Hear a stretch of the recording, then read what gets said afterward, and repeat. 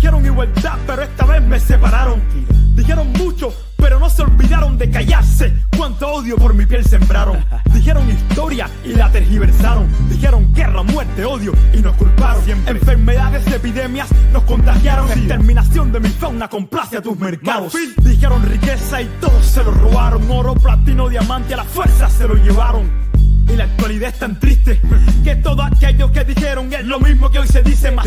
¿Quién dice, quién explota, quién se beneficia? El asesino, el mismo que da las noticias. Hay una cuenta fácil que siempre me da las grandes riquezas, de dónde vienen y hacia dónde van. Independiente como los Mao Mao, concluyente como los Mao Mao, como los Mao Mao, como los Mao Mao. Somos resistentes como los Mao Mao, independiente como los Mao Mao, concluyente como los Mao Mao, como los Mao Mao, como los Mao Mao. Somos resistentes como los Mao Mao.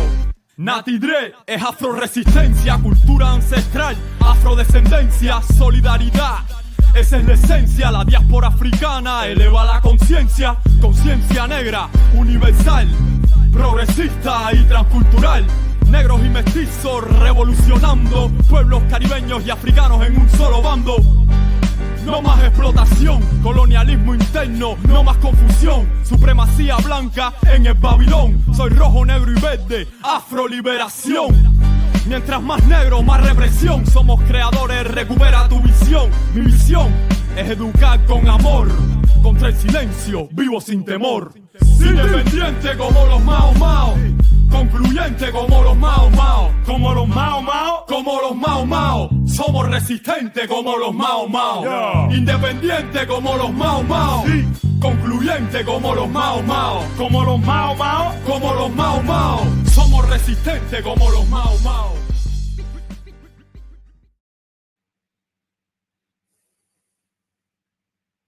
Uhuru. Hello. Peace. Rise up. Peace. Good morning, everyone. Hold on. Let's start that over again. That was real monotone-ish. Hello. Hello. Rise up. Rise up. Grand rising. Hello. How y'all doing? Everybody. Yours is still very monotonish. Although Isaac, the one who just told us to like bring it up, you gotta say it the same way. Okay. right. He's like, hello. Like he's trying to see if his phone work or something. How are you guys doing? Good morning. Good morning. Rise up. Nah, everything good, man. Over here, in France, yesterday we actually had something to celebrate. I don't know if y'all heard. There's this old politician, Jean-Marie Le Pen. Y'all ever heard of him? He's like a neo-Nazi, like far right wing.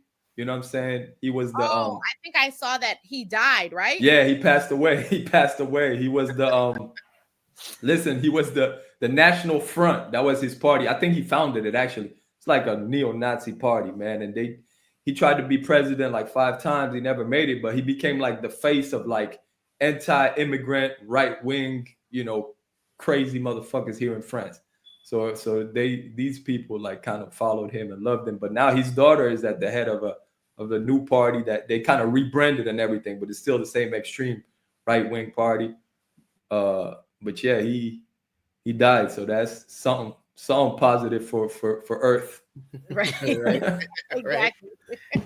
Another Nazi down. Right. Down. Right. Many more to go. Right. Yeah. Without a doubt. Got a couple about to take office in the next exactly. Next weeks. Yeah. So if there's any adjusters out there, you know what to do. So what's going on over there in New York, man? Natasha, looks like a beautiful day. I see the sun over there. Yes, the sun is, out. It snowed yesterday though. So It's like, that's the thing about the winter in New York is that you'll look outside and the sun will be nice and shining and it's bright and it looks like it's nice outside. Yes, but it's cold as So that's probably why it's like so bright now. But I'm sure by now the snow has gone, or at least melted away by midday. Mm. But it wasn't too bad yesterday though. Actually, like even though it snowed, it was cold, but it wasn't like the worst. And maybe because I was wearing many layers, that's why. You got to. But yeah, so yeah, no, it's cool here in New York, but we have you know, a lot of things going on in New York State. You know, thinking about the what is it, the acquittal of Jordan Neely, and then also, I mean, of the guy who killed Jordan Neely. I'm forgetting his name. But also the guy, the brother who was shot on the train. You know, campaign starting around him.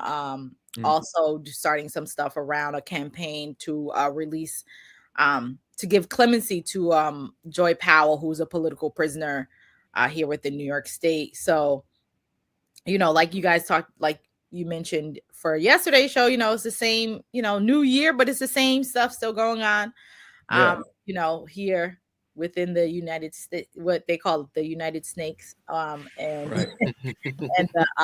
and New York in general. So, you know, but also like, you know, across the country anyway. But yeah, but beside that, you know, I'm still pretty good. I'm doing pretty good. Hey, it's good to see y'all, man. I guess Happy New Year for those of you that you know, I wasn't on yesterday's show, so Happy New Year. It's the first rise up of the year for me. Me too, yeah. And you know, happy Haitian Independence Month for us. You know, the first of the new year. I made my, you know, my soup jumu. I shared it you know, with my peoples. And yeah, this whole month is, you know, is just about like reflecting on, you know, that history, what's going on right now, what is, you know, independence, and just like trying to so hopefully we can get someone on the show. I'm working on that to talk about that this month. Things we can learn from, a lot of things we can learn from, you know, from the past, from our ancestors and the struggle, and some of the things that we also need to adjust. You know, there's certain things that we can't do the same way, that we need to, you know, adjust and to keep it going, keep the struggle alive. Yeah, making continuing to do an analysis. Yes, for sure, a reflection. Yeah. We also too, you know, shouting out the Haitian Revolution. You know, January holds a lot of revolutions or revolts. We had the Zapatista uprising that happened in the 90s, and you know, that kind of gets, you know, a lot of people don't really know too much about that, but that the Zapatista region is still a region that the state of Mexico is very much afraid to go to, and they do a lot of military operations to try and devalue the work that has been done there. Hopefully this year, I'll probably be making my way to the Zapatista region. I have some friends that I've been speaking to for like the past 5 years now that, you know, kind of keep me updated on what's going on over there in regards to the indigenous population. So it is a mission of mine this year to go to certain indigenous, you know, what you would classify as cadres, you classify as vanguards, and speaking with them in hopes that I can, you know, gain some further knowledge, you know, because that's really where it's at for me in 2025, is just gaining as much knowledge as possible, moving forward, and paying that forward. But yeah, January is a very important month, very, very important month. So for sure, it is. There's a lot of revolutionary actions that took place, without a doubt. And we do have a very special guest coming on today in not too long. I think we might take it to a Black Power break before he comes on. Any of you got anything to announce or anything? I know it's 100 years of Minister of Omowale Malcolm X. 100 years. Yeah, I mean, I don't have anything right now to announce, but there are some things in the works. But also, there is, you know, like thinking about January, like particularly here in the U.S., there's always that it falls on the 20th, because I believe it's always the third Monday of the year where they celebrate Martin Luther King Day, and there's a sister that I know who works with some youth at an African-centered school that they have. in there. And so on the 20th, because one of the things that, like, you know, there's a couple of things actually going on the 20th, which is the same day as at the same day that it's Martin Luther King Day that is being celebrated. It's also the same day as the inauguration, which is ironic. And also, so on that day, there's going to be different marches across the U.S. And maybe our guests can talk about it today. We can also ask him to mention that because there's going to be a march rally going on here in New York, but also like other parts of New York, but one that's going to happen in particularly in Brooklyn, but also like across different parts of New York, but as well as the United States. But also the sister that I was mentioning, they're doing like a film screening, Zoom, where they're going to be watching this movie. I have to pull up the name of the movie that they're going to be watching. Yeah.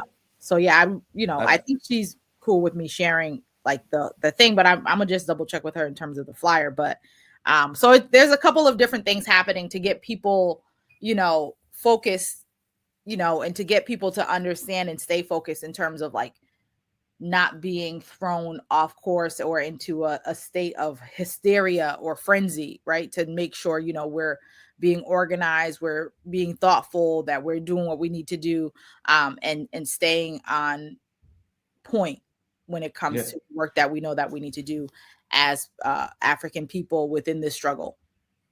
Sure, without a doubt. Yeah. And I think there's definitely going to be a couple of shows over here on our platform here on Black Power Media Reloaded.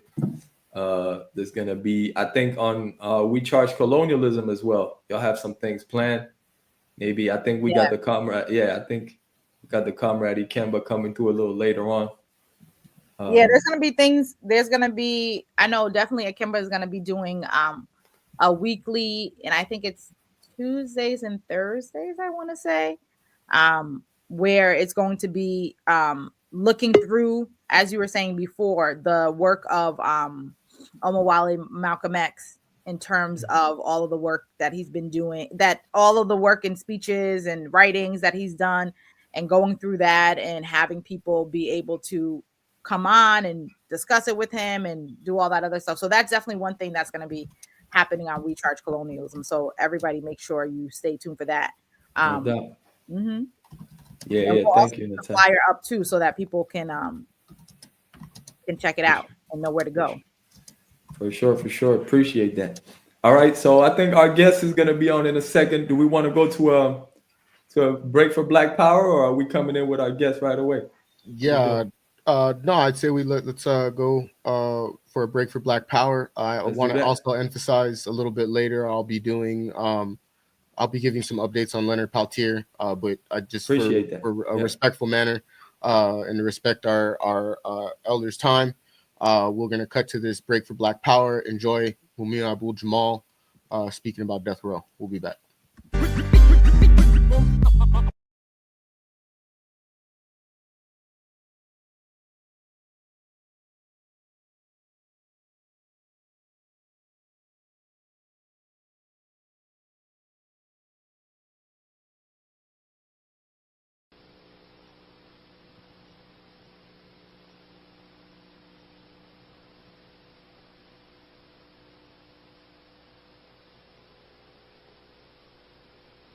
Today is March 7th, 1996. We are here in Waynesburg, Pennsylvania.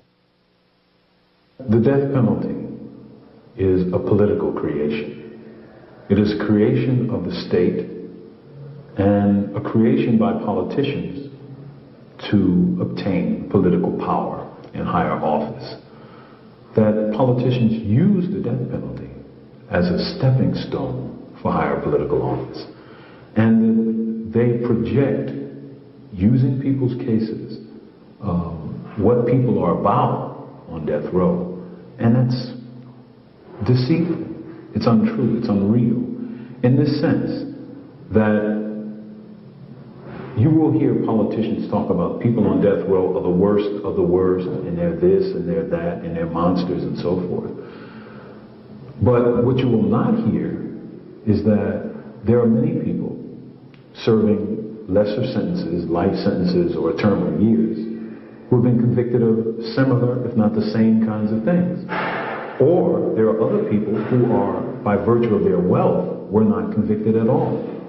So what we're really talking about is a system that calls itself a justice system that uses the injustice of wealth, power, rank, status, race, privilege to determine who comes on death row, you see. Why is it that 9% of this state's population is close to 70% or 75% of death row's population? And I speak here of African Americans. And that's because, you know, the city of Philadelphia, like the city of Houston, like the city of Miami and Dade County, are cities where politicians have built their careers on sending people on death row. They're not making people any safer, you see. They're not showing people by their example justice. What they're showing is the partiality of injustice. Because for most of the people on death row, the overwhelming majority of people on death row were poor, could not afford the resources to develop a defense, could not begin to combat the forces of the state, the government.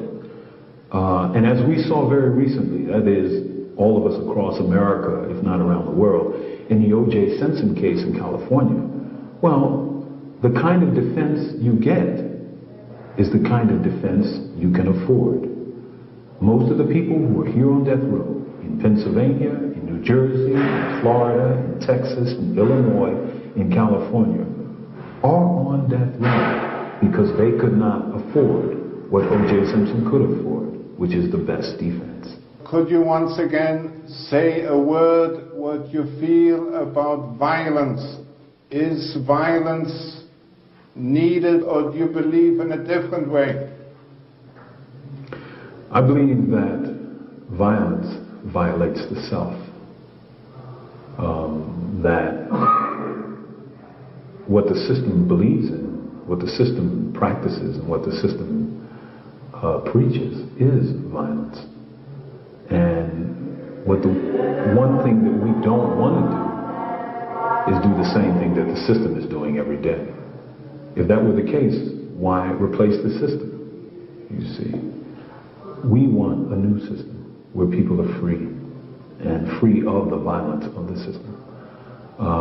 We would hope for a day when there are no bombs, whether of any kind, you know, thermonuclear or conventional so-called, no guns, no weapons, no prisons, no poverty, because all of these things are tools and weapons of violence. And we reject that. Now, Mumia, what do you feel?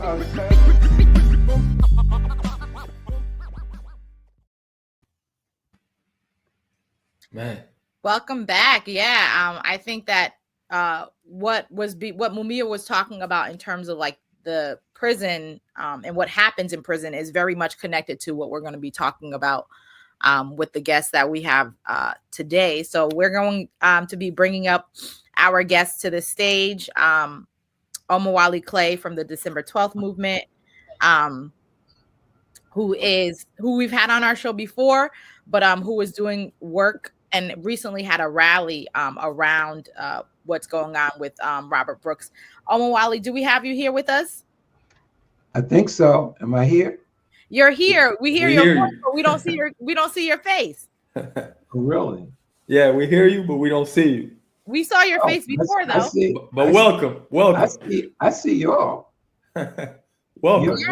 You're in the show. My camera's open. Wait a minute. Mute is off. Settings is. Yeah, we hear you. Yeah, I'm looking at y'all. Can you check your camera settings? Yeah, let me look and see. Okay, now I cut it off. It's back on. Wow. Oh, let me look at the settings, right? Yeah. Okay, here we go. The settings. I think we saw you earlier when you were backstage. Yeah, then I touched something. I knew that. I knew I messed something up. I knew I messed something up. Except we appreciate you taking the time, though. Oh, okay. Shoot, this is all too deep for me now. See, this is this next world. Okay, now there okay, now let me switch camera is on. There's my webcam. Touch appearance. Yeah, I only have one camera. High def. Okay, that's that. Full definition. Okay, that's that. Touch up. Okay, I don't have to touch up my appearance. Let me see. They got all kind of stuff on here, man. This is great. See, they not making this technology simple enough, man. That's what it is. No, but that's deep. According to everything I'm looking at. Can you see when you click on settings? Can you see yourself? Yeah, I'm looking at myself. That's strange. Yeah, that's funny. Yeah. Can you do us a favor and get out? Maybe I'll come out and come back again. Yeah, try to come back on. Okay. Yeah, I'm looking at y'all. I'm looking at both of y'all. I hear y'all and everything. You're in the show. Everyone can see and hear you. But that's not maybe true. Refresh your page. Oh, okay. Refresh my page. All right. Yeah, just try logging out and coming back on. Yeah, I'll log out and just come completely back in again. Okay, right. Cool. But as we you know, take a little time to get Omowale back on, one of the things that what I was mentioning is that recently Robert Brooks, who is a 43-year-old man who was serving a 12-year sentence in prison, died on December 10th after he was beaten by at least 3 officers at Marcy Correctional Facility in northern Albany. And so the thing about this particular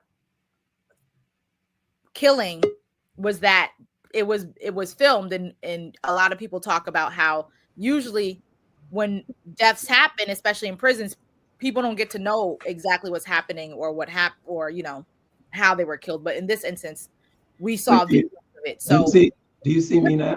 Yeah, yes, we are here. So yeah, I was just getting ready to finish that thought, and you know, okay, straight ahead. Throw it over to you. Straight ahead.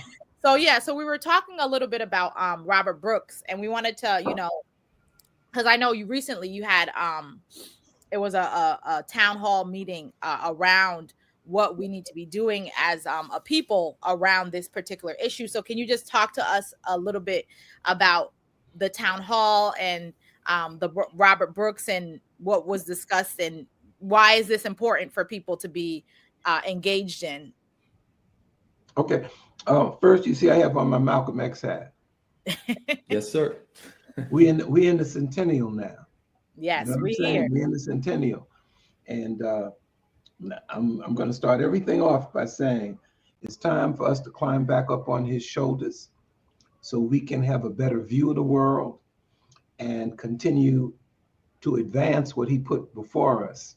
And the centennial, we should look at everything through the prism of Malcolm's eyes, you know, and make a contribution to take it forward and not take us backwards in that regard. So, yeah, let me start by saying that we just finished the humiliation of the Jordan Neely case. And I say the humiliation because I think our movement failed to raise the ante on what it would mean to release Daniel Penny. And because of that, you know, the penalty for that is we've created a white vigilante hero who will be trumpeted around as this is how you deal with niggas, choke their ass to death, you know. And I say we take a hit for that because you can go into a battle and lose, but you want to make sure that when you went in with everything you had. You can accept losing, but don't lose because you didn't see everything and you didn't try to do everything in that regard. And I think the acquittal of Daniel Penny is a blow to the Black liberation movement and all progressive forces, because we can't let things like that escape.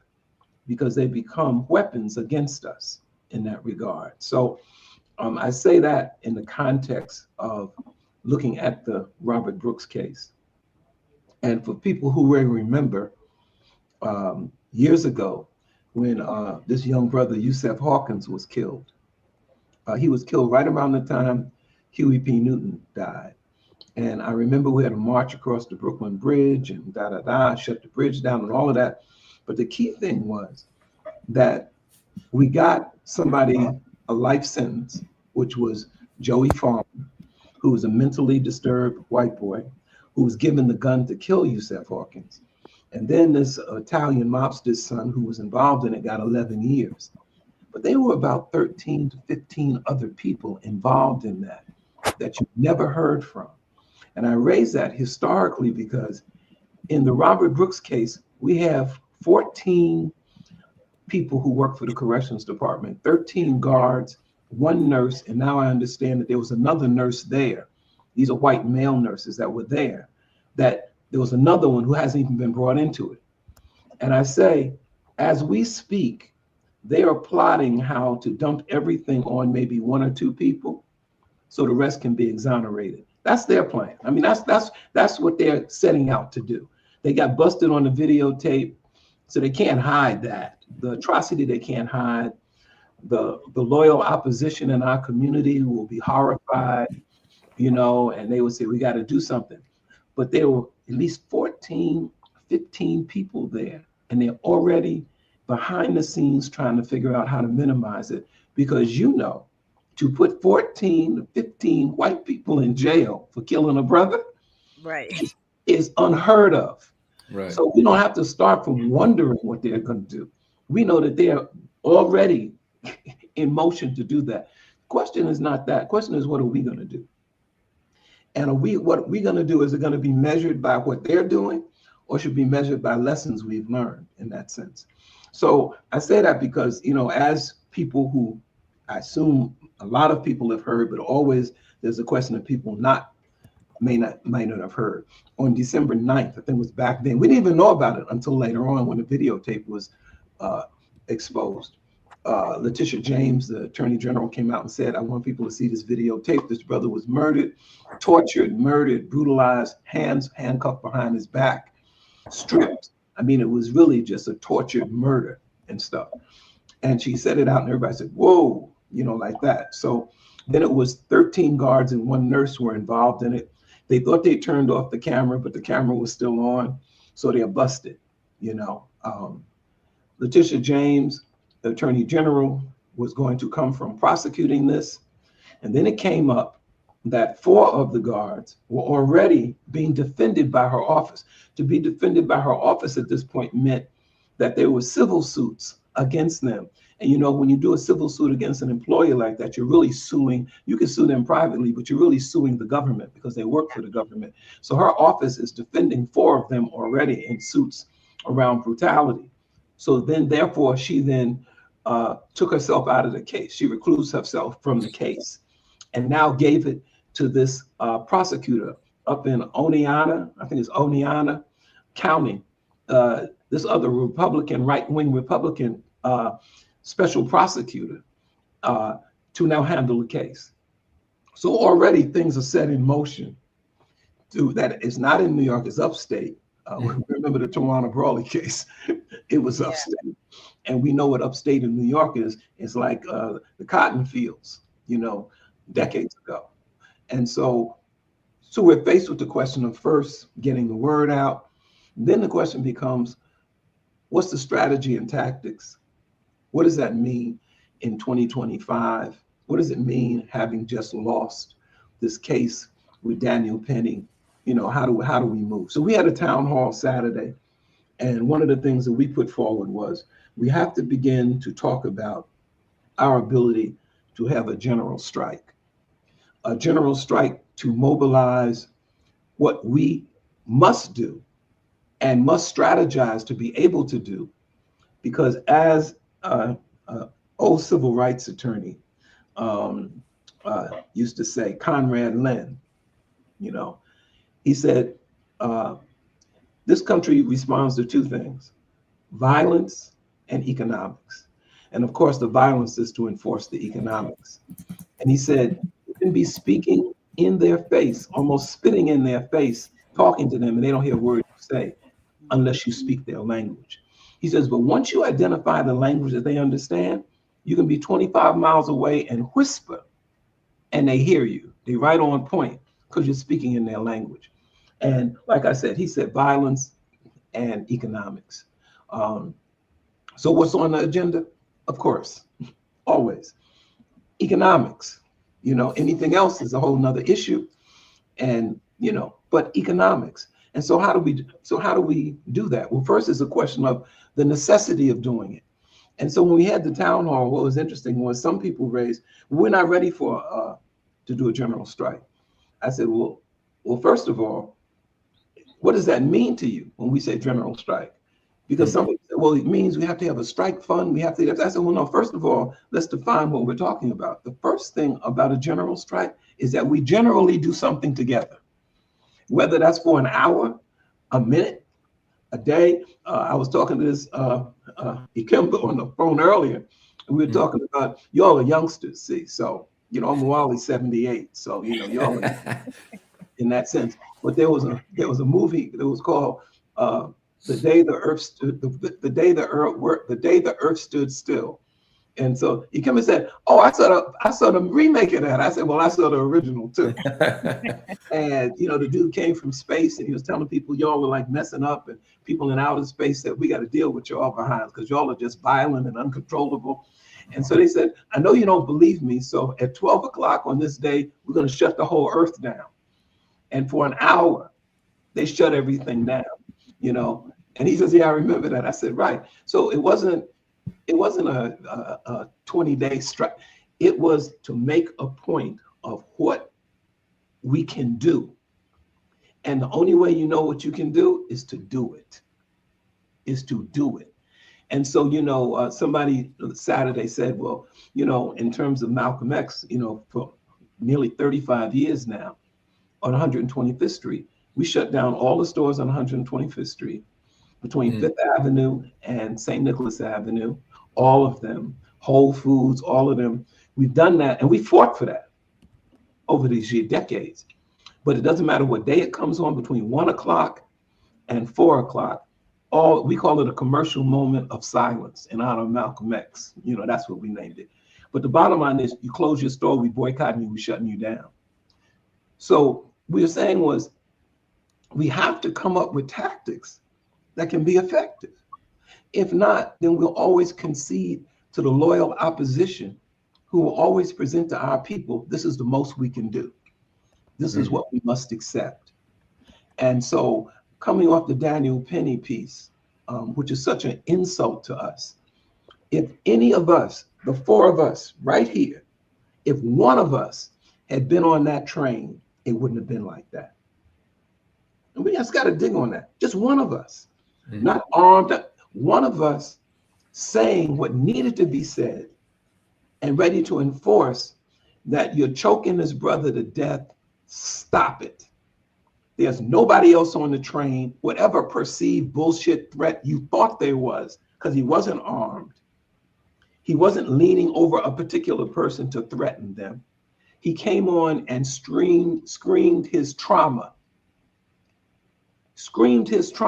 And a white boy jumps up into action because I'm authorized to kill you niggas at any moment in time based on I have the authority to make you submit to my will. So when nobody's on the train, he's still choking the dude. There's not a person on the train except these other two people, these two brothers holding him down. If one of us had been on there, it wouldn't have been like that. It just wouldn't have been like that. It just wouldn't have been like that, you know? And so that's why I said, you know, we got to hold ourselves accountable when we don't arrive at what we must do, because everybody don't do nothing. That's we don't need everybody to do everything, but we certainly need the conscious of us to get together to say what we're going to do. And the people who will follow us, if it's sanity and they understand it and they see we're together in that regard. So with the Robert Brooks case, our view is we have to move toward putting on the table something for us to mobilize and do, to say this is the minimum. If this don't happen, this is happening. And you know how that happens? You do it. You don't threaten it. This system is very clear. They don't go for wolf tickets. They don't sell wolf tickets. We'll do everything up to killing you. How do we know that? Because that's what they do. Even the other day as I'm talking, I'm looking on television, some white police car ran a brother down on his motorcycle. I'm sitting there, I was almost traumatized watching this police car on the highway, riding behind a brother, ran up and hit him. The brother spun over on the concrete 4 or 5 times. Knocked the thing, he's dead. They charged the police officer with murder. Yeah, what's gonna come of that? How do we know what's gonna come of that? So the town hall was great.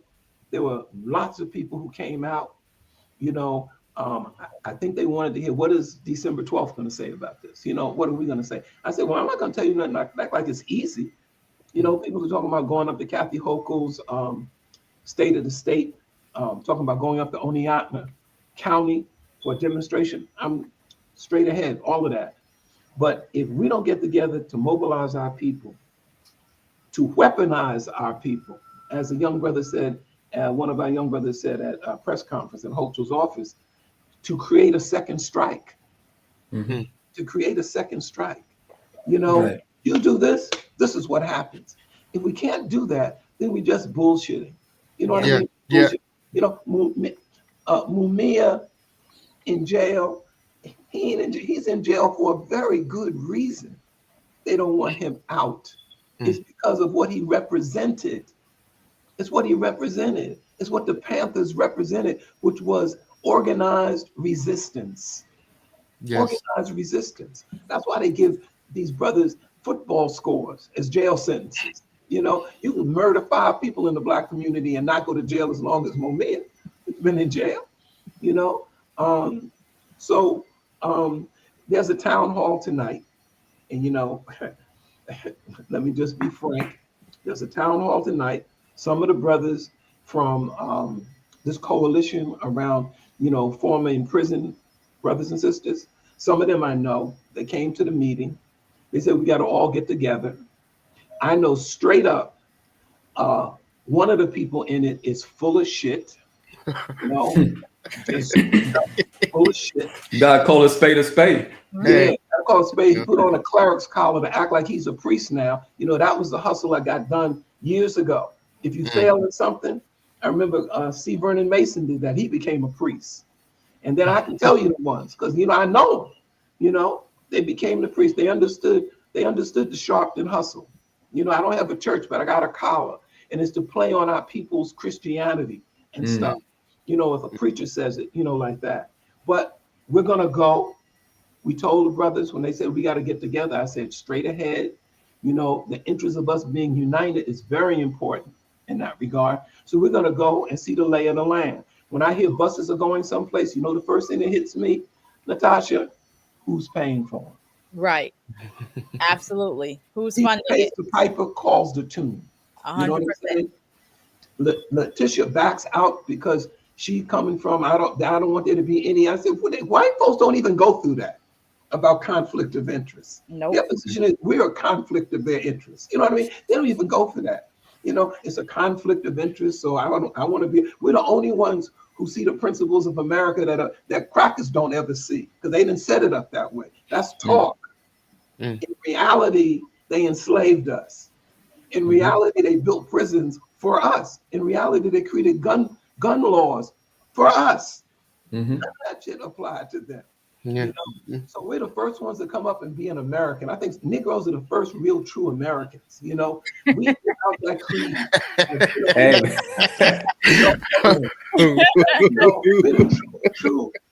Negroes are the true Americans. Because there's no such thing as a Negro. So they had to create it. And so we're the first ones to say we're above this.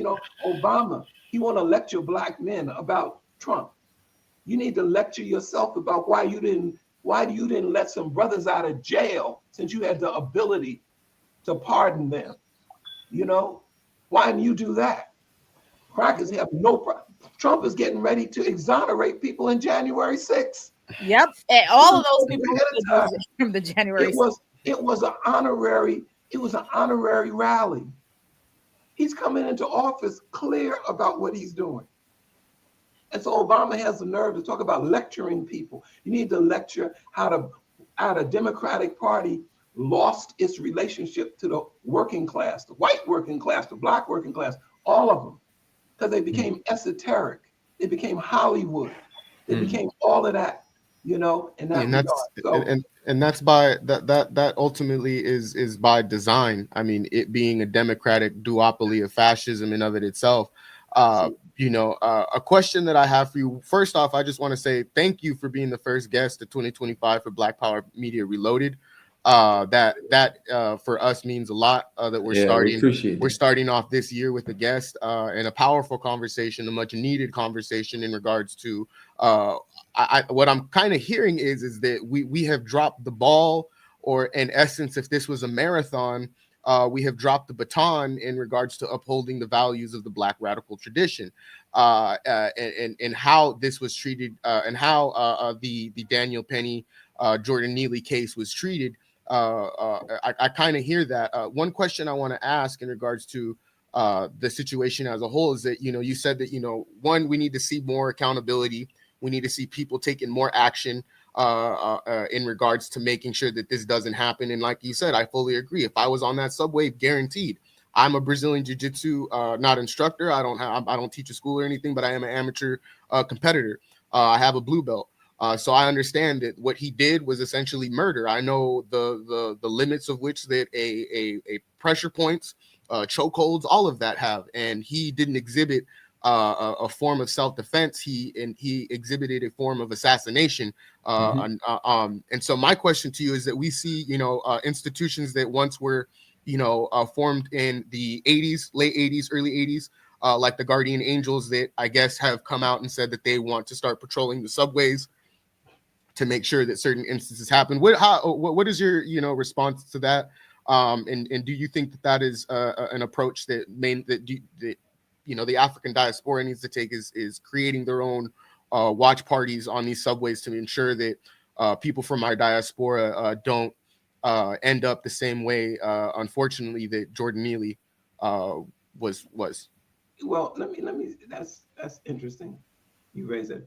Make sure I come back to talk about the Black radical tradition. I think that's a very interesting framework. I'm trying to understand what that is, but let's come back to that in a minute. On the question of New York City, do y'all know how many people are in New York City? I mean, you know how many millions of people in New York City? Given the millions of people in New York City, and given America is what it rap say, violence is as American as apple pie. What's going on in the subways is really not that deep. I mean, if you really think about it, the number of people who go down into those tubes every day, with the poverty that exists in New York City every day, with the violence that is propagated from cartoons with children on TV every day, do you know the amount of violence going on in the subways in New York City is not what is actually promoted to be when you look at the media? You have some countries where people don't even use weapons. That's not the culture. American culture is violent. We're taught violence. But given that, so our New York City cop mayor, he's caught between the rock and a hard place. He wants to promote violence is going down. It's gone down 5%. At the same time, they're putting more police down there because of people's perception. And I remember when we were at the Penny trial, I was in the hallway before we went into the court, and there was this reporter there from some right-wing paper called 17. Can you imagine 1776? And then I had to inform him, as Gerald Horne said, that was the counter-revolution. That wasn't a revolution. That was a counter-revolution to make sure slavery stayed. So let me just introduce you. You got this slogan, and you don't even know what the history of that slogan is. But his point was, what about people's perception? And I said, right, that's an important point you're making. Because perception is not the law. Perception is what people at a moment in time think. It's what they think at that moment. And at moments, the media and the propaganda machine in this country makes people feel a certain way. And then the question becomes, can they act on it? And if they act on it in the interest of the state, the media comes back to now say it was justified. So I'm saying the people's perception on the train, I would say in one level, is irrelevant. He didn't do anything. He hadn't done anything. He was assaulted by Daniel Penny. Yeah. He was unarmed. He was yelling. He was yelling. And he was yelling in trauma. And he wasn't a first in the subway. Many people knew him. You know, he used to play Michael Jackson and stuff, but he was in trauma, as so many people are, because not only were they in trauma before, but COVID-19 drove many more people into a higher level of trauma. But the people on the train feel so powerless about what they can do. They come from their perception. That's what he was raising. You know, but what about their perception? I said, is that what you kill people on? Perception? I mean, perception takes on a concrete reality in that sense. So I say that in terms of, your point. So what do? I said, well, first, we don't need to overreact to what we get pushed into doing. The Guardian Angels was a right-wing police force that Curtis Sliwa came up with so he could be a little star, which he finagled into even running for the mayor at one point in time. But they were always against the interests of the Black community. And they hired, they got funded and put on these red berets and this red jackets and stuff. And it was really a Curtis Sliwa, Hollywood machine to do stuff. But the idea of protecting people in the train, to me, in terms of a force in the subways, you know who they would first run into? The police. If they're a force in the subways to protect us, the first ones they would run into is the police. Because once it was clear that they were not aligned with the police, but to protect Black people, their confrontations would be with the police, in that regard. So at the meeting, it came up around just our ability to be self-defense, our ability to not go with the flow and kind of have our 2 feet on, how you say, what does my man out in LA say, 10 toes down on the ground, like that in terms of reality. Yes, we need to prepare ourselves. We need to deal with self-defense. We need to be conscious of that in that sense. And so, I'll say, absolutely we should. As a response to what happened in the subway, what's happening in the subway is a false reality of what's going on. If you know how many millions of people go in those tubes and out of them tubes every day. So something happens and it gets blown up. If you ever watch the news, something happens in Seattle, Washington. And you almost say to yourself, what the hell has that got to do with me? But it's on there because if there's a point they want to make, they propagandize that and it becomes part of your consciousness, and that's the power of the media. It's a tremendous force. And most people now, they don't even get their media for television. They look at their daggone phones. And that's where they get their information from. So if you're not really in control of that, then the question becomes, you got to be in the community. See, we have to be in our communities. We have to be in our projects. We have to be there. The prison system, and I'll just tell you, one of the things is whatever we do in the streets, I think it should be coordinated with what goes on in the prison. In this period of, you cannot not think about George Jackson. It brings to mind, Brother George, in terms of what used to be able to happen in prison. Used to be a young brother comes into prison, he got sat down and schooled. Older brothers said, look, young blood, this is what's happening. They came out of prison more conscious than they went in.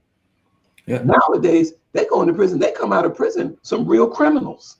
They can come out of there some real damn criminals in terms of and snitches and all kind of stuff. So, everybody in our community knows somebody who's in jail. What's that thing around? Everybody is 6 degrees of separation. Well, in terms of prison, we're probably 3 degrees of separation. We know somebody in our family, our friends, ourselves have been there, like that. And so in that regard, I think that whatever we do in the streets, it should be coordinated in the prisons. You know, as this brother said at the meeting Saturday, he said nothing different happened. It was just videotaped. You know, it was just Yeah, video. that's You know, what it is. if you remember Eric Gardner, if that Latino brother had not been audio visual, that you heard the audio and it was only visual, you would have never heard Eric Gardner say, "I can't breathe." It was hearing him say, "I can't breathe," that you knew they were choking him to death. And that's what blew it up. But had it been something that let me tell you what, if the cameras weren't on and all you hear was voices, nothing would have happened. But the fact the cameras was on, you didn't necessarily hear voices. You saw what they were actually doing in that regard. And they thought they had cut their cameras off. So the brother said the only thing different that happened was that it was videotaped and the same thing. So I certainly think I would advance whatever we do in the streets to coordinate it with what's happening in the prison. If there's some kind of strike we do in the street, it should be a strike in the prison, and use Robert Brooks as a focal point to say enough is enough and to try to coordinate that, you know.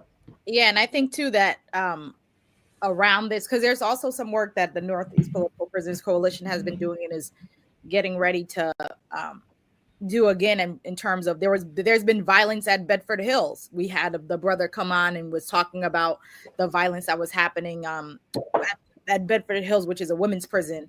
And so thinking about, like you were saying, like violence, as H. Rap Brown said, right, is as American as American, as American as American pie. And so you don't just have violence. Even when we think about George Jackson, as you brought up, right, there was violence in the prisons, then it continues to be now violence in the streets as us being killed. So that the violence is all around us, whether it's a women's prison, a men's prison, outside of prison. And so your point to making these connections is really important. And also it makes me think about the other brother who's now put in prison, the one who was shot when he was trying to get on the train, as well. And his connection, Daryl Mickles, right? Yeah, Daryl Mickles, and now how he's been in prison for him trying to get on the train. Where when I was at the Kuji Chakalia event, right, and they were talking about the ways in which we need to be organizing also around building around his case as well, and seeing the connection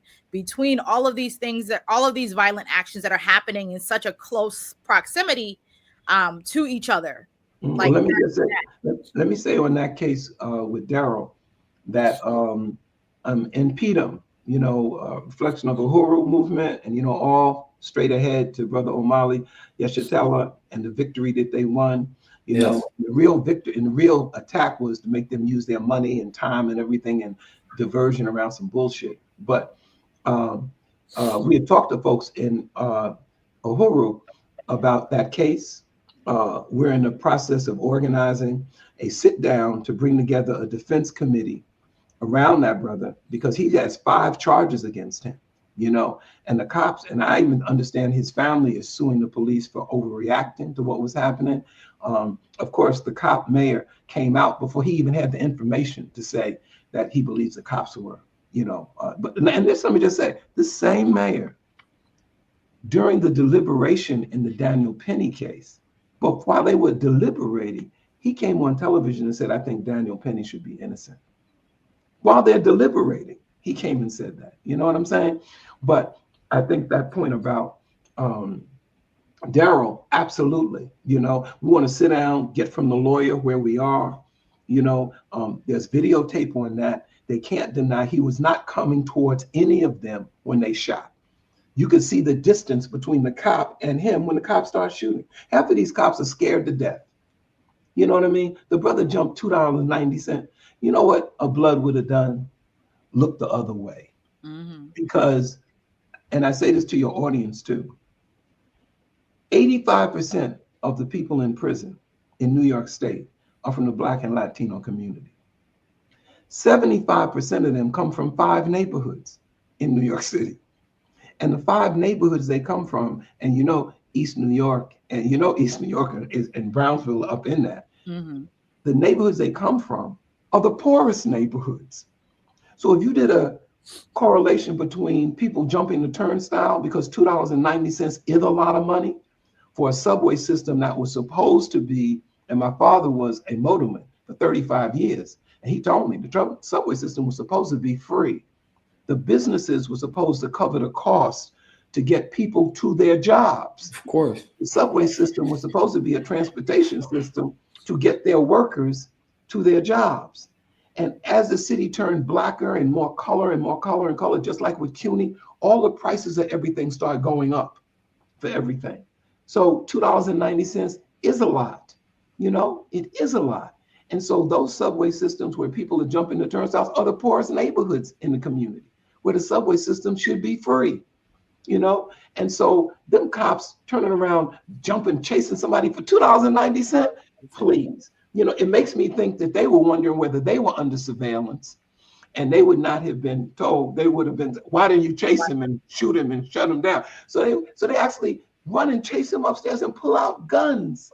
I mean, it's like their relationship to our community is so damn foreign that you can't talk to a blood no more.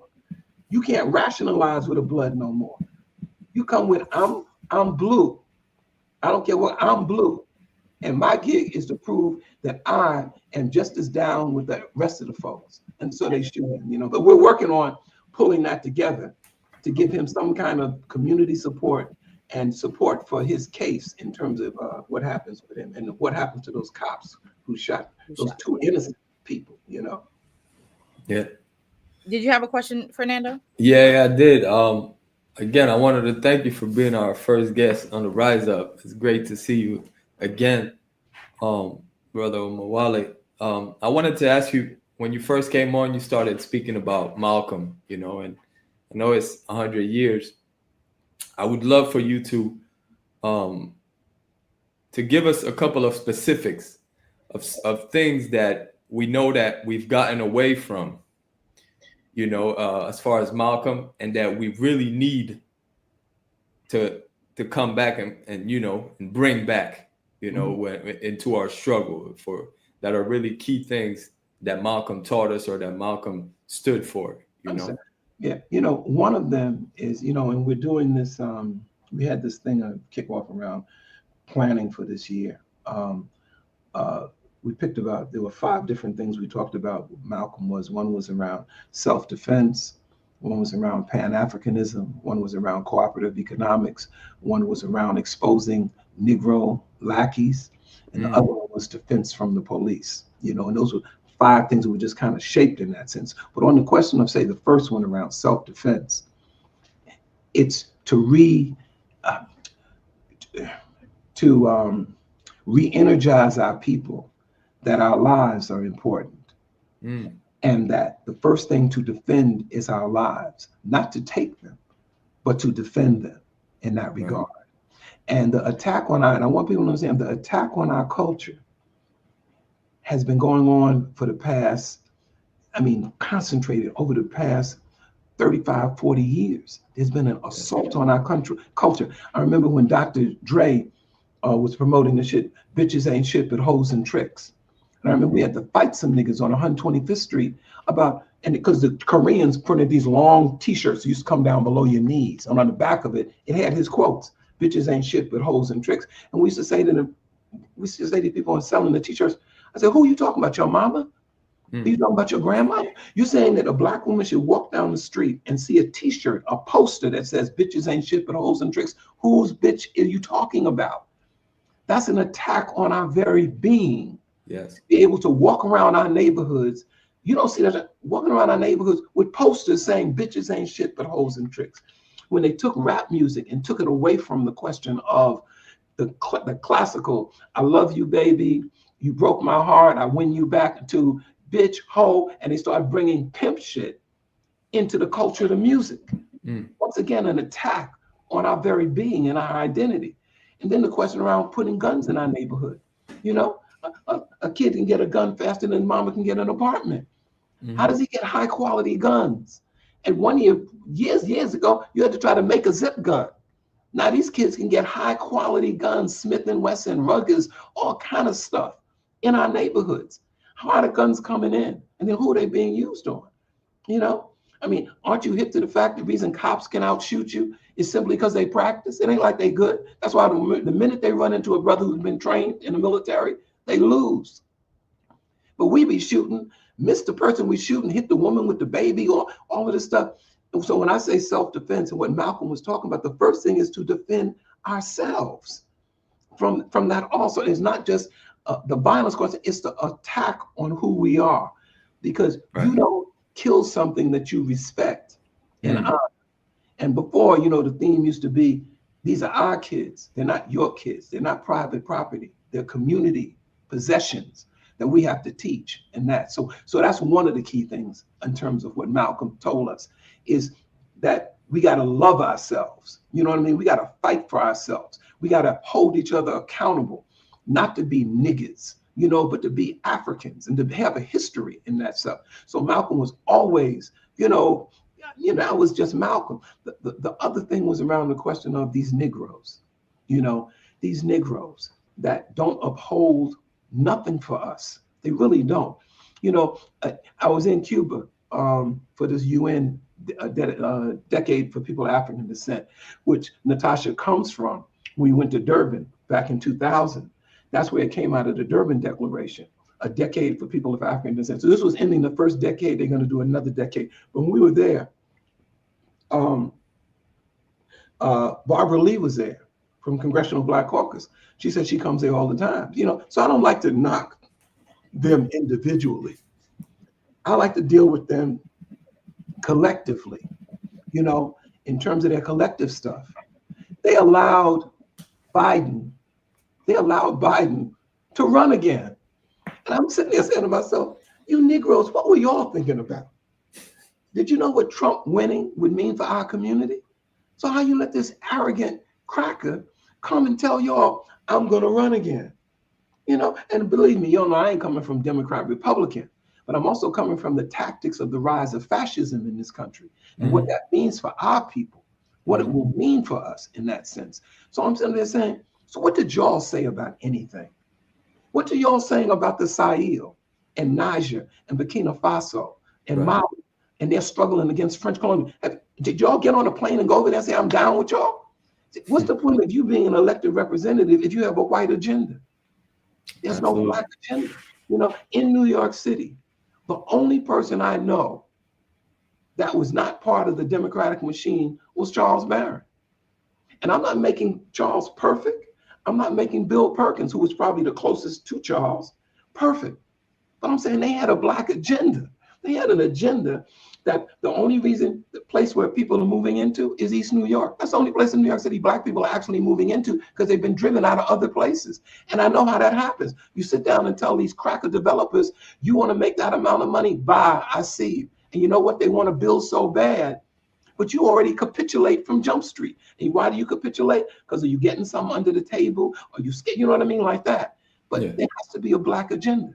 And so these Negroes are in positions where they should be in the forefront, and they're not. And we know why. But all I'm saying is you have to expose that. We've got to expose that. And, Malcolm's position was always on the question of, our people have to have an agenda. Sometimes we talk about our relationship to white organizations and stuff like that, and we got to have allies. Nobody in the world has not had allies. But first, we have some clarity about what we're doing. What's our agenda? What's principle for us now? That's why we said about the centennial. I said, no, just think about it. We need to climb back up on his shoulders so we can see. We can't see. If anything, Malcolm, he gave us clarity. He gave us clarity. And believe me, back in the day when he was there, a lot of people were scared of Malcolm. They see Malcolm coming, they cross the street. He's crossed the street. After, I was Malcolm. I was down with Malcolm. I was, but he had a vision for us. He was that representative for us. When I was in Cuba, I was saying Fidel Castro was a hell of a revolutionary, a special kind of person that the people produce, not outside the people produce them. And that's what the people did. They produced Malcolm. Was his centennial? This is also the centennial of Frantz Fanon. And it's also the centennial of Patrice Lumumba, But Malcolm gave us vision to see Fanon and to see Patrice Lumumba. Malcolm spoke in the 60s at the Organization of African Unity. Malcolm went there and spoke and represented us there, you know, in that regard. So certainly self-defense and exposing Negroes internally for us, absolutely the cooperative economics, absolutely Pan-Africanism. You know, the United States is in the weakest position it's ever been in. They want to make you think everything is cool. We know stuff ain't cool because we live here. So they talk about, oh, the economy is, it's actually not that bad and da-da-da-da-da. Yeah, if you work at McDonald's for 45 or 50 hours a week and then come and pay 2/3 of your income for a place to live, if you can find a place. So we know what's happening in that regard. It's in the worst time of their life. They're preparing to go to war with China. That's their preparation now. All of their strategic stuff is tied to, they're going to go to fight with China, you know, and China's ready for them. Because if any country on the planet Earth can withstand a nuclear war, it's India and China. Because they got more people in a little bit. They could probably fill up the whole solar system with people in that regard. But the economy is weak, and fascism is growing out of the failure of the economy, because this country cannot afford to get into this constitutional democratic stuff. It has to have somebody like a Trump who is controlled. I don't want people to think Trump is so much the issue. He's an expression of this motion towards, we can't dabble in stuff. We have to make decisions, and these decisions have to be made like this. And so we need to militarize the government. We need to cut the bureaucracy down. We need to put the people in there that only serve us. And we need to turn this, quote, so-called constitutional democracy into a, what is it they call it? A plurocracy, whatever that shit is they call it, like that. They need to turn it into that so they can make decisions that don't require that. So now they control, the Republicans control the House, the Senate, the presidency. The Democrats there have become them. So for us as a people, we have to, on the ground, start to re-putting back in our heads, first, the value of us, you know, the value of us in that regard. That's why whatever we do in the streets, I certainly think it needs to be reflected in the prisons, because we can't let the prisons separate us from our people, because one of us at any given point in time can be there. So it can't be foreign to us, because the basis of, because we're all doing something wrong as far as they're concerned, and they're all doing something wrong, but they don't go to jail.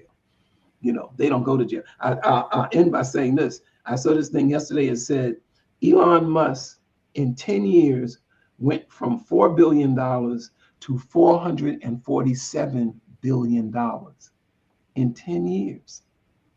From $4 billion to $447 billion. Bezos went from 18 billion to 227 billion dollars. And then there were 4 other people in 10 years. Then at the bottom it said the minimum wage went from $7.25 to $7.25. Ooh. So now work with those numbers. See what I mean? Work with those numbers in that regard. You know, wow. It's fight or it's fight or die. It's freedom or death. Yeah, and I think you know, when you say it's important for us to have an agenda, but also not just only have an agenda, but to act with that agenda based on our own learnings and lessons. And, you know, as you're talking about Malcolm and the lessons that he put forth, and Patrice Lumumba, and, you know, Frantz Fanon, and, you know, all of our other freedom fighters who, you know, have put forth lessons and examples that we need to be following, that are not based on what white people are doing or what their actions are, you know, leading us to react to, but something that is based specifically on our understanding and analysis of our current position, of our historical position, and the things that we've learned in that time and what needs to be done today. I think is really the key, I think, to when you're talking about this, you know, the embarrassment that we experienced with this Daniel Penny case in terms of his killing of Jordan Neely, but how then we can take those lessons and use it toward thinking about how, you know, we're taking these actions, especially thinking about what you were saying before about having a general strike and having something that we can do that speaks in their language of, you know, economics and violence, you know, the language that they understand. Yeah, and let me tell you, I'm looking at y'all. See, I'm looking at y'all. You know, I'm 78, so I don't have any alternative but to do what I do until I die. You know what I'm saying? That's the road we set out on. That's the one Viola set us on. You know, in terms of that, she's always told us finish the gig, finish the gig in that regard. But there's another generation coming up. You know, and that's why I'm saying about the thing of standing on Malcolm's shoulder. We have to have another generation see the world through how Malcolm saw it. You know, just to see the world. Even King. You know, what is this thing I'm doing? I'm doing this thing. Look, this is King. You know, we're doing this January. Just so you know, we're doing this January 20th, March, down Harriet Tubman Boulevard. Down Harriet Tubman Boulevard in Brooklyn, because our position is that they're going to DC. Probably all the right-wing suckers in the entire planet are going to be there for Trump's inauguration. Sharpton and a lot of the churches are going to DC. The left is going to DC, but there are rallies going on around the whole country. And because King's birthday and the inauguration are happening at the same time, you know, in 2017 when Trump first came in, we had a march down Harriet Tubman called "Not Our President," you know, in that regard. But this one it was what King, you know, what King said. I just want you all this piece. He says, now this is Martin Luther King. He says, our only hope today lies in our ability to recapture the revolutionary spirit and go out into a hostile world, declaring eternal hostility to poverty, racism, and militarism. I said, talk shit, King. Talk shit, King. Yeah. You know, our job is to go back and grab their revolutionary teachings. You know what I mean? Yes. You know, to go back. The crackers want to turn Geronimo into Pocahontas or something. You know what I mean? They did Geronimo. They were, she came with baskets of. No. Geronimo was a warrior. That's he right. was a warrior, fought you to the death. And King was moving closer to Malcolm, and Malcolm was moving closer to King on the mass issue, and King was moving closer to Malcolm on the ideological issue, which is why they had to both be killed. They had to both be killed. But when you hear King say that, you know, and you say even Mahatma Gandhi, if you go back and read Gandhi's stuff, Gandhi was into armed struggle. You know, I mean, people pull out of stuff. You know, that's why I always respect some of our scholars, you know, and certainly like Gerald Horne and Robin Kelly and some of them folks, because that's their gig. You know, some people come out of graduate school and you know what they do? They get a PhD and, you know, they go around and speak. They don't do no research. They don't give us no information. They go around and got a PhD. It's like becoming a doctor. I want to become a doctor so I can make money. Oh, I have to save people? I have to do that too. You know what I mean? And that really undermines people who really believe in stuff, you know, like that. So our responsibility is go back and grab King that comes at stuff, you know what I mean? And so when I read that, I said, oh yeah, that's gonna be the theme of this, you know, go back and get that revolutionary spirit, you know, that revolutionary for sure. You know, that Che Guevara spirit, that Fidel Castro spirit, that Patrice Lumumba spirit, that's the spirit we need in 2025. And then if we do that, I'm not into what Trump is going to do. You always want to know what your enemy's doing, but first we got to know what we doing. What you doing? You know, what we do and stuff. I appreciate you really bringing up, you know, self-defense, because, you know, there's a lot of confusion. I feel like you said, there's a lot of confusion going on out here, unfortunately, within our people, you know, and so self-defense, like you said, ties into self-love, you know, and understanding who we are. And that's also another one that's really important. So once we understand, you know, as African people, then we understand really the importance of Pan-Africanism. And that's another one that you mentioned. So I appreciate you mentioning that. And Yeah, thank you so much for being on, Omowale, and definitely we want to have you back. You know, I'll message you after so we can schedule coming back. I want to bring on some of our young folks. I want to bring on some of our young folks we've been working with. You know what I'm saying? Because this is a generation that's coming. We ain't giving up none, but we're trying to push a whole nother generation that's coming up, and they got to be in it. You know, you got to train up your replacements. So absolutely, yeah, they got to be in it. They got to make mistakes. They got to see a vision. They got to, you know what I mean? They got to teach us. You know, we had a discussion the other night, and I was saying, look, We've been around a long time. So some of the stuff we tell you, you better damn listen to. You know what I mean? Because you don't have that. But on the other hand, y'all haven't been around a long time, but there's new stuff that you have to adjust. You know what I mean? So it's like that, you know, in that sense. But next time, I want to have some of them come on. Yeah, and we can do that. And we also definitely want to, because we're talking about going back and getting the information that, the revolutionary information that our ancestors have left us. I think a lot of that stuff is missing. And I think a lot of the clarity is not there because a lot of that stuff is missing. And so I think it's important for us to be able to have those conversations about, like you were saying, okay, well, what is the Black radical tradition and how do we see that? What is Pan-Africanism? What does it mean to be a Pan-Africanist? And what does it look like to be a Pan-Africanist? So I think those are definitely conversations that we need to have, and thinking about moving, you know, in this way of going back and getting that information so that we can be able to act based on the way that we know is in our best interest. Straight ahead, y'all. Straight ahead. Y'all keep doing what y'all doing. Thank you. You keep doing you, this. Wally. Okay. Take care. We appreciate you. Take care. Peace. So yeah, I think we have a lot of, just like I don't think you were on the show that we had that time me and Kimber were talking with the sister who was giving the update on Jordan Neely, but we talked about homework and having homework to do. And so I think, like, you know, one of the things that for me is coming up as a theme for some of our interviews and guests that we have, but also the stuff that we're talking about, is that we have a lot of work to do. We have a lot of homework to do.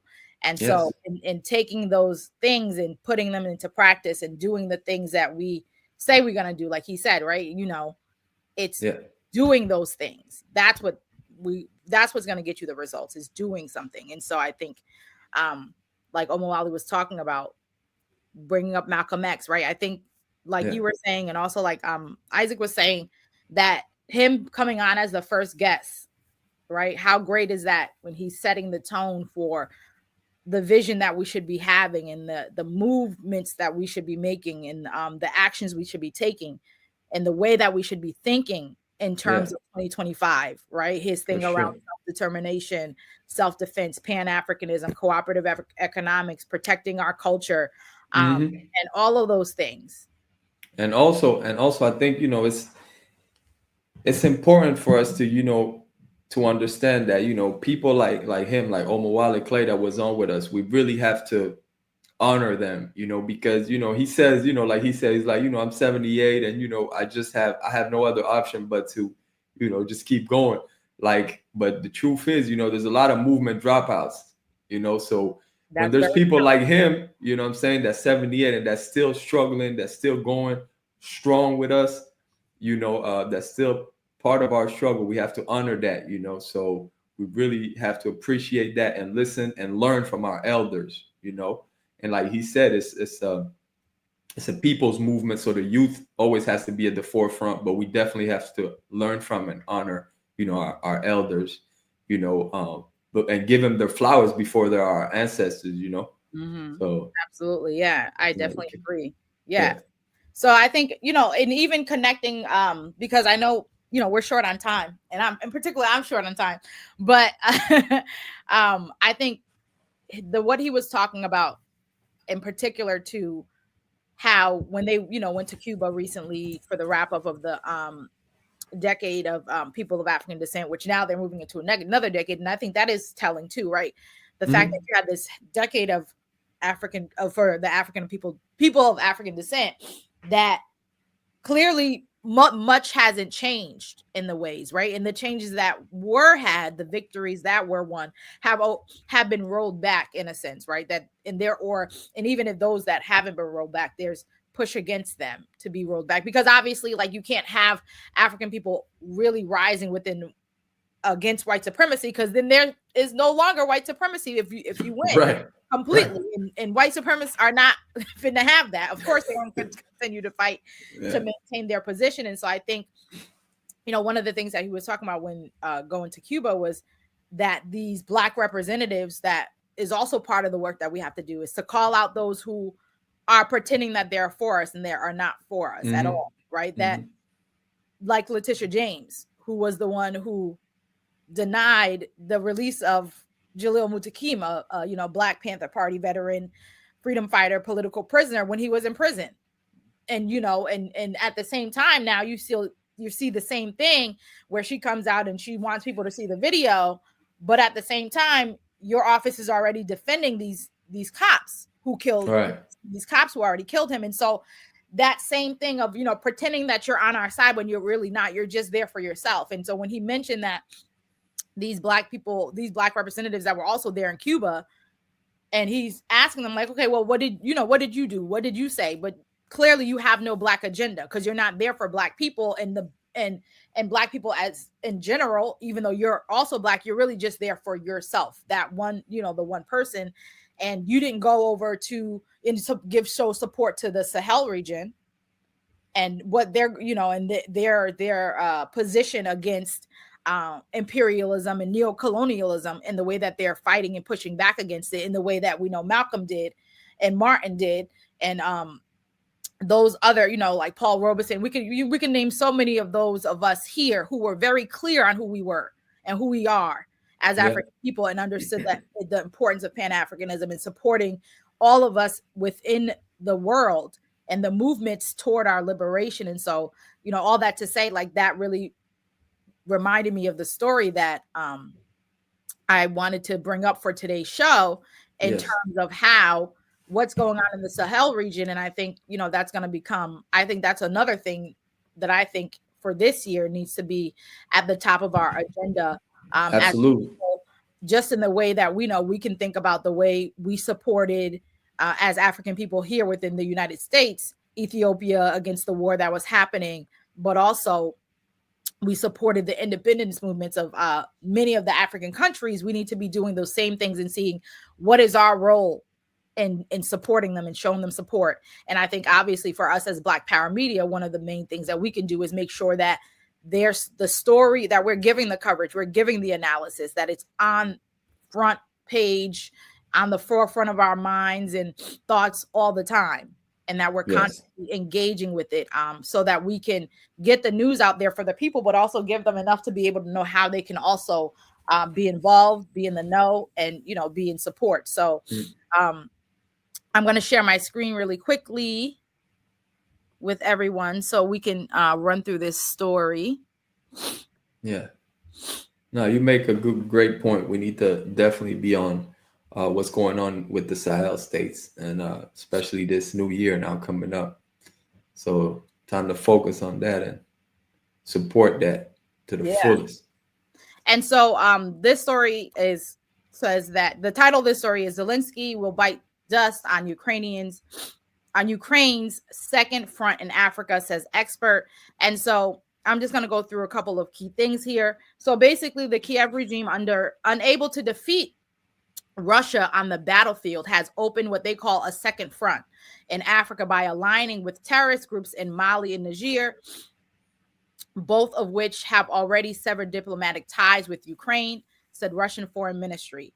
Ukraine's opening of a, quote, second front on the African continent is a desperate move aimed at media sensation, not clear, with no clear vision and strategy. This was said by Professor Alex Heibermaye, who's at the University of Johannesburg Industrial Development Center, in particular, who's the chair of the industrial development at the University of Johannesburg. But also it goes on to say that it's unclear what, Ukraine's strategy in Africa is beyond its participation in the destabilization of the continent, as well as, when he's talking about the Confederation of the Sahel states, because we know that, we just said before, when you're working toward Black liberation, Black solidarity, things around the upliftment of African people, white supremacy is always going to be there to try to destabilize it, to kind of get rid of it. And we have to be there to make sure we help it stand and also support it and further it, and also participate in it. So this, we're going to keep going here because we don't really need to get into the small little details. But it also said that Ukrainian intelligence services has unashamedly claimed to collaborate with terrorist groups in Africa, hoping to destabilize Russian security partners, and by doing so to discredit Russia. And it pointed to the blanket immunity granted to Ukraine by its Western backers, we know that this war in Ukraine and Russia has, particularly in the West, America backing Ukraine with weapons and, troops and all this other stuff. And just to really conclude with this article, it says that the Kiev relied on French logistics and American satellite technology to help terrorists ambush troops of the Malian armed forces. And it said that the Russian Foreign Ministry spokesperson Maria Zakharova earlier stated that Mali and Niger's decision to sever diplomatic relations with Ukraine indicates that the African countries' growing understanding of terrorist nature of the Kiev regime. So I thought this story was really important to share because of the fact that it has to do with, again, thinking about, one, what is happening in Africa and how it connects to us here in the United States, but particularly, especially thinking about how the United States' support for Ukraine is also leading to Ukraine helping to support terrorist groups in Africa, which obviously is really connected to us as African people here within the United States, because their safety and liberation is connected to our safety and liberation. Definitely. And me living in France, we know that recently, they kicked the French army out, in the Sahel states, and there's starting to be repercussions here for us, for Africans here in France as well. We've seen the violence go up, as far as also the difficulty for quote unquote migrants, people coming in and all of that. So we definitely have to always see the connection, like you said, because the connection is there. So now we have to recognize it and understand it. But yeah, and also know that when we see that, we have to also be clear about what we see in the media in our countries, right? Whether it's in France or whether it's in the United States, or whether it's in the UK, what we see in the mainstream media versus what is really actually going on. Yes. Because they're not talking about in the mainstream media how the Ukrainians are supporting terrorist forces to destabilize the Sahel region and countries in those countries. No. Well, and then if they do talk about what's happening in that region, they don't even bring it up. No.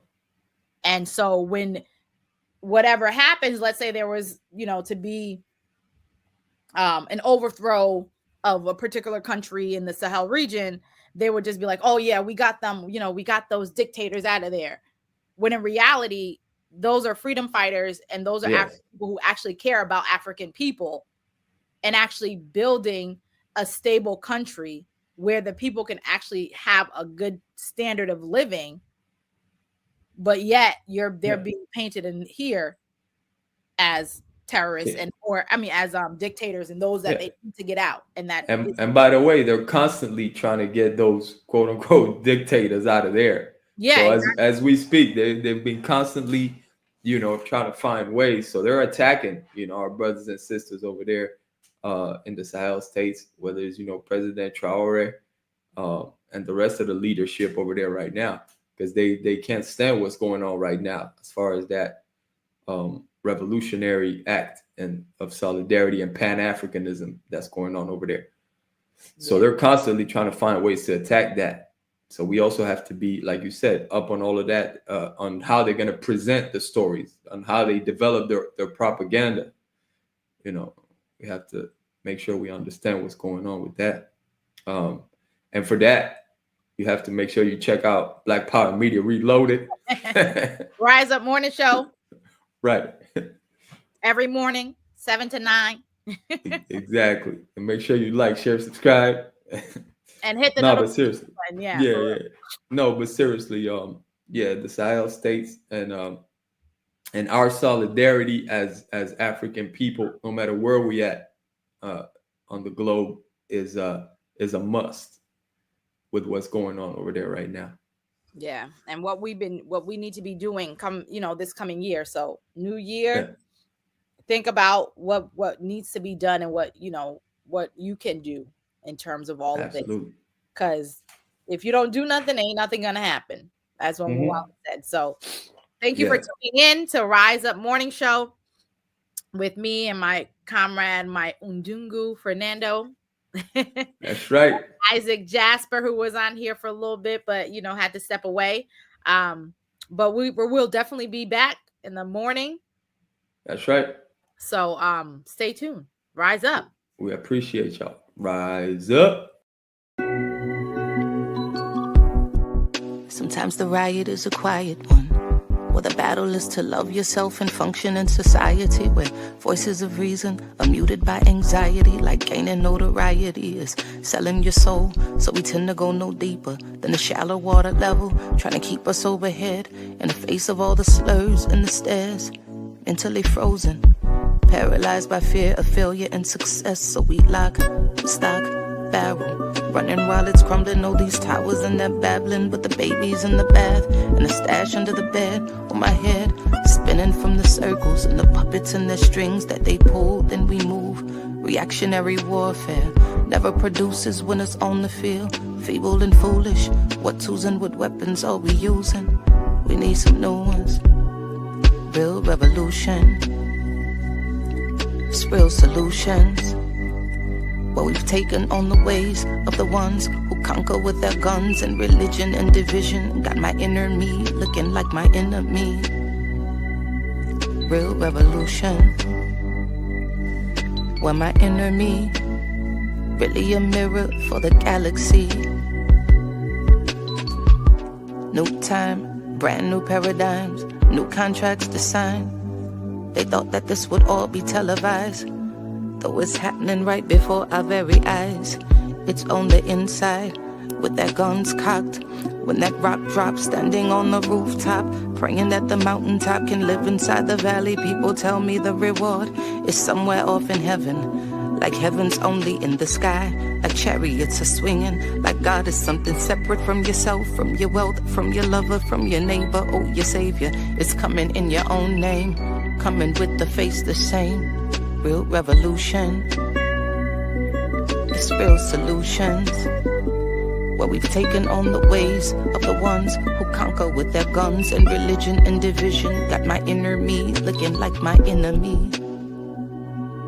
Real revolution. Where my enemy is really a mirror for the galaxy.